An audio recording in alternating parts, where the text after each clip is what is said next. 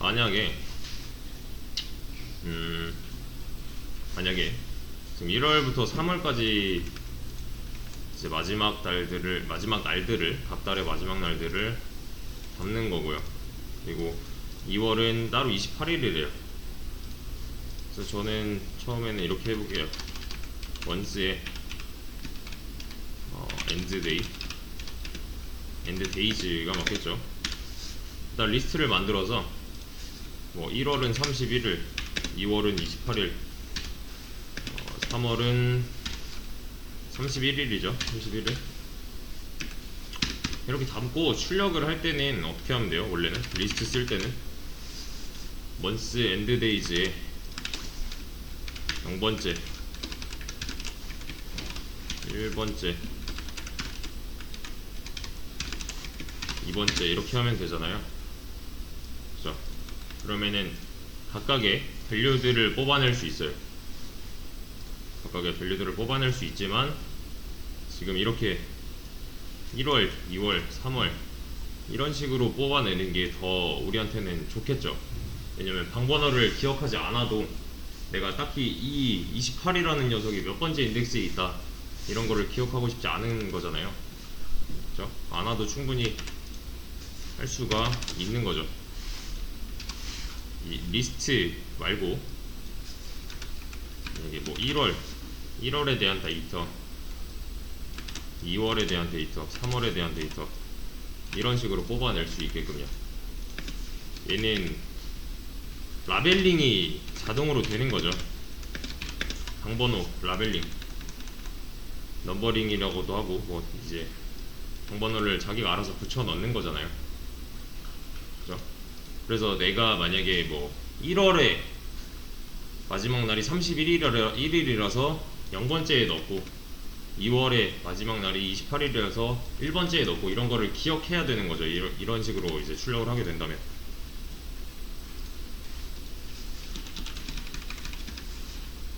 그렇죠? 꺼낼 때 기억을 해야 되는 게 문제인 거죠.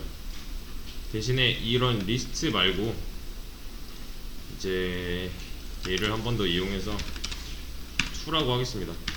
생긴 게 좀 달라요. 얘는 위에 리스트는 대괄호였지만 얘는 중괄호죠. 이렇게 그렇죠?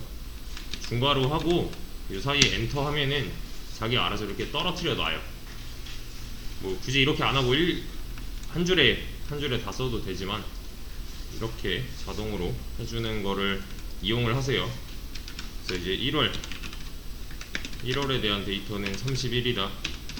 그리고 여기는 쉼표입니다. 쉼표로 키밸류들을 구분을 하고 있는 거예요. 2월은 28이다. 뭐 3월은 31이다. 라고요. 마지막 건 필요 없고요. 당연히. 차이점이 이제 좀 확실하게 보이죠. 여기도 데이터 3개고 여기도 데이터 3개지만 이 녀석들한테는 방의 번호가 부여가 되어 있는 거고 0번째, 1번째, 2번째로 얘네들은 방의 이름이 붙는 거죠. 방의 이름. 딕셔너리에서는 우리가 이렇게 데이터 실제 이 값들이 들어있는 이런 뭐랄까 라벨링 앞에 붙은 라벨을 우리가 정할 수가 있다는 게 좋은 거죠. 그렇기 때문에 우리가 데이터를 넣을 때 이것만 잘 기억한다면 어떤 데이터가 들어있었지만 잘 기억을 한다면 뭘 꺼내든 얘가 어디 있는지는 중요하지 않은 거예요. 얘가 몇 번째다 뭐 이런 건 중요하지 않은 거예요. List must be silenced, not str. enddays 2죠. enddays 2 이렇게 똑같이 나오잖아요. 30일, 28, 30일 얘 때문에 하나 나온 거고 얘 때문에 하나 나온 거고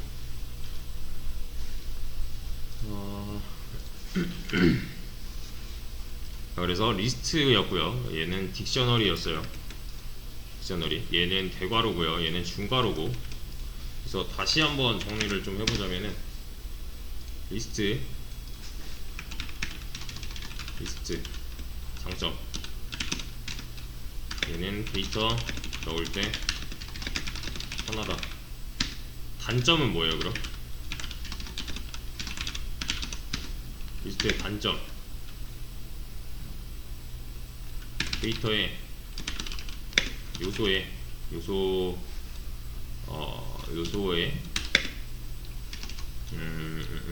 데이터의 라벨링이 자동이므로 내가 특정 데이터의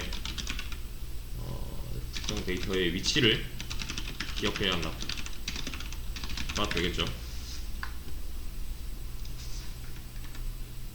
몇 번째에 넣었는지 기억을 해놔야 되는 게 문제인 거죠. 그래서 이런 거 있었잖아요. 만약에 이 once and days 에다가 나중에서야 이런 걸 했어요. 44 뭐 이런 걸 했어요. 그럼 얘는 도대체 몇 번째인가를 세야 되는 거잖아요. 그렇죠? 첫 번째, 두 번째, 세 번째, 네 번째가 될 거긴 한데 이 녀석의 키가 자동이 되는 거죠. 그러면 3으로. 그렇죠? 그래서 나중에 이제 데이터를 뽑아내고 싶다면 세 번째로 따로 뽑아야 되는 거잖아요. 44다. 그렇죠? 근데 이제 문제는 이런 거죠. 이게 추가되기 전에 이 중에 하나라도 삭제가 됐다면 얘는 땡겨 와지는 거잖아요. 맞죠? 만약에 이게 삭제가 됐대요. 얘는 몇 번이에요? 2번이잖아요. 그죠? 삭제하고 추가하면은 빈자리를 채우는 거잖아요. 얘는. 그죠? 그 삭제한 거, 뭐 채운 거, 뭐 밀어낸 거 이런 걸 다 기억을 해서 내가 얘를 톡 집어서 뽑아내려면 그 전의 과정까지 다 알아야 되는 거예요. 얘는. 그죠? 그래서 데이터를 넣을 때는 그냥 이런 식으로 추가를 하면 되지만 이런 단점이 있습니다. 데이터 뺄 때 불편하다. 그죠? 이거 뭐 한마디로 말하면 데이터를 뺄 때 불편하다는 거잖아요. 데이터에 접근할 때가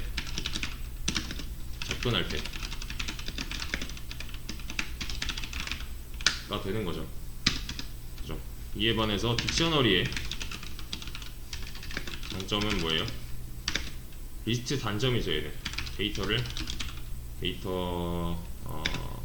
데이터에 접근할 때 편하다. 왜? 이름으로 그냥 하면 되니까. 번호는 필요가 없는 거죠. 얘는. 그죠? 단점은요? 이거겠죠. 접근할 때 다시 넣을 때 불편하다. 왜? 라벨링을 내가 직접 해줘야 되니까. 페이지 2에다가 여기다가 뭐 5월을 넣고 싶다. 5월은 뭐 31일까지다 이런 식으로 해.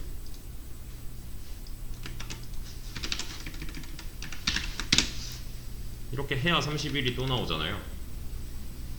그쵸? 이건 뭐예요? 데이터를 제가 추가한 거죠. 뒤늦게.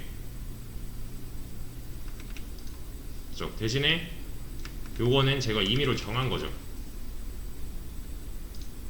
근데 이 안에 이전에 얘가 추가되기 전에 이 안에 데이터가 몇 개 있는지는 중요하지 않은 거예요. 얘는. 그쵸? 6월을 넣을 때도 마찬가지로 얘가 몇 번째 추가됐지는 더 이상 고민을 안 해도 되는 거잖아요.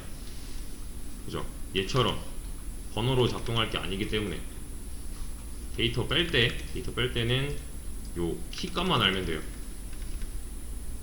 그쵸? 대신에 단점이죠. 단점. 데이터를 넣을 때는 좀 더 신경을 써서 넣어줘야 되는 거죠. 리스트는 그냥 어펜드 하면 들어가는 거잖아요. 그죠? 대신에 그 딕셔너리는 데이터 넣을 때 그냥 넣으면 안 되고 라벨링을 직접 해줘야 된다는 거. 그래서 문제로 다시 돌아가서, 그쵸? 담기가 끝이네요. 얘는 필요 없는 거고 딕셔너리에 넣는 거니까. 엔드 데이즈 1월, 2월, 3월 엔드 데이즈라고 할게요. 그냥 끝났네요. 이러면. 그쵸? 한 번에 담으려면 이게 맞겠죠? 따로따로 담고 싶다면 방금 전에 이 녀석들처럼 따로따로 담아주는 거죠.